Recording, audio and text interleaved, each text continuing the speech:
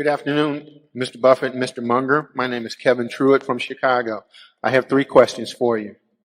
In my third question, Mr. Buffett, you have talked about the importance of the franchise and sustainable competitive advantage.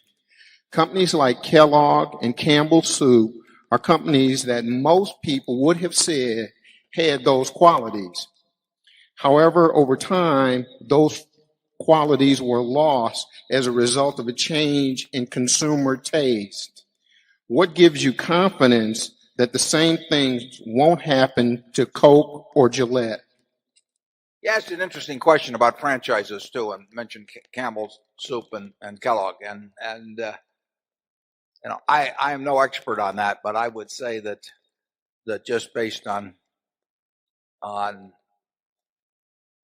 my general observation over the years is that the problems there came from 2 different things. I think that the problems with cereal, ready-to-eat cereal, were not so much changes in taste or consumption patterns, but I think they may just push their pricing too far to the point that they lost market share without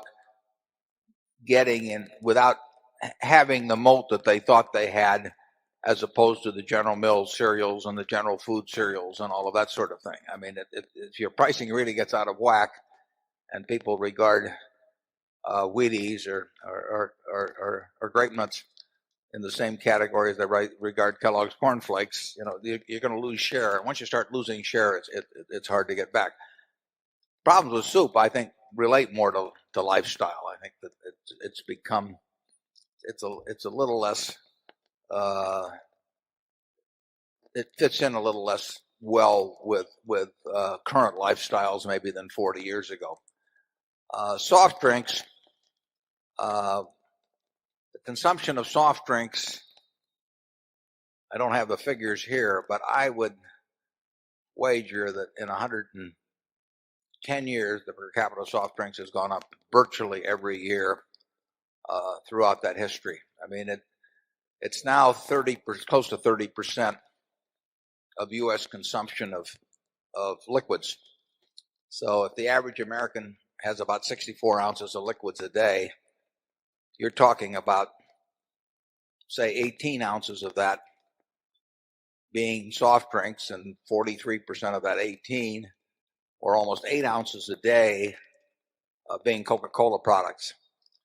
In other words, 1/8 of all the liquid man, woman, and child in the United States take in comes from Coca-Cola products. But that has gone up virtually, well, throughout the world. It's gone up on a per capita basis, almost since soft drinks were discovered. That people, I would say that trend is almost impossible to reverse on a worldwide basis. I mean, there's so much potential in countries where per capita consumption is like, I think it's maybe 8 per capita, which is 8-ounce servings. They talk in terms of 64 ounces a year. So you have 1/50th of the consumption per capita on Coke products in some important countries that you have here. I just don't see it as being. Now, you can push pricing too far. I mean, there comes a point. Depends on the country in which you're doing it, but and it depends even on areas within the country in which you do it. But if you establish too wide a differential between Coke and a private label product, you will change consumption patterns somewhat. Not huge, but enough so that you don't want to do it. But I don't think you'll see. It's interesting. Coffee has gone down every year. People talk about Starbucks and all that, but if you look at coffee consumption in this country, if you look at milk consumption in the country, per capita it just goes down, down, down, down, year after year after year after year. And I think it's pretty clear what people like to drink once they get used to it, and with the price right. The same thing about Coca-Cola is when I was born in 1930, a 6.5-ounce Coke cost a nickel, and you put a 2-cent deposit on the bottle. But forget about that; just take the nickel. Now you buy a 12-ounce can or a larger product, and you're paying. As if you buy it on the weekends at the supermarket specials or something, you're paying maybe a little more than twice per ounce what you were paying in 1930, 70 years ago. And compare that to the price behavior of almost any product, that you can find except raw commodities, but compare it to cars, housing, anything. And there's been very, very little price inflation in it. And I think that's contributed, of course, to the growth in per capitas over time. Charlie, how about cereals and soup? Well, I think those are examples where the moats got less hostile for the competitors. Part of the trouble was the buying power got more concentrated and tougher. I mean, the big grocery chains now have a lot of clout. And then you add the Walmarts and the Costco's and the Sam's and it's a different world faced by the Kellogg's than the one they had 30 or 40 years ago. Yeah, there will be a battle always between brands and retailers because the retailer would like his name to be the brand.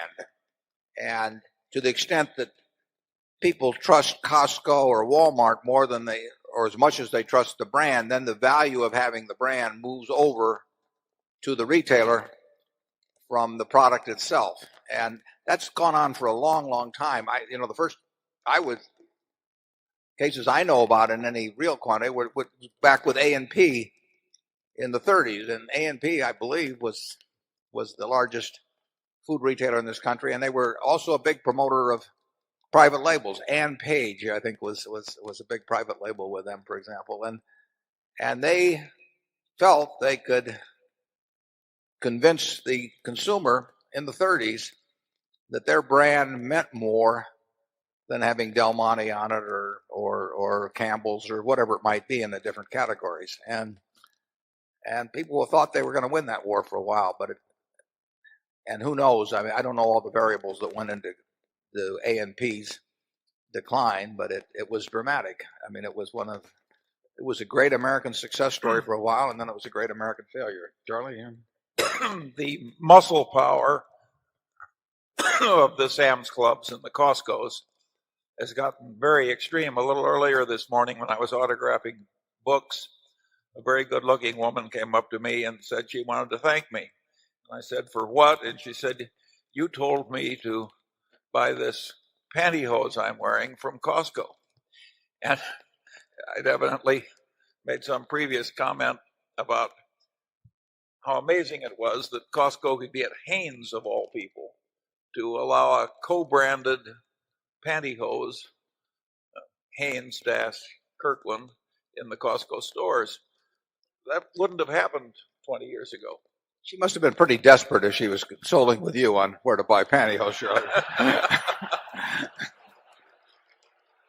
Okay, let's move to Area 5.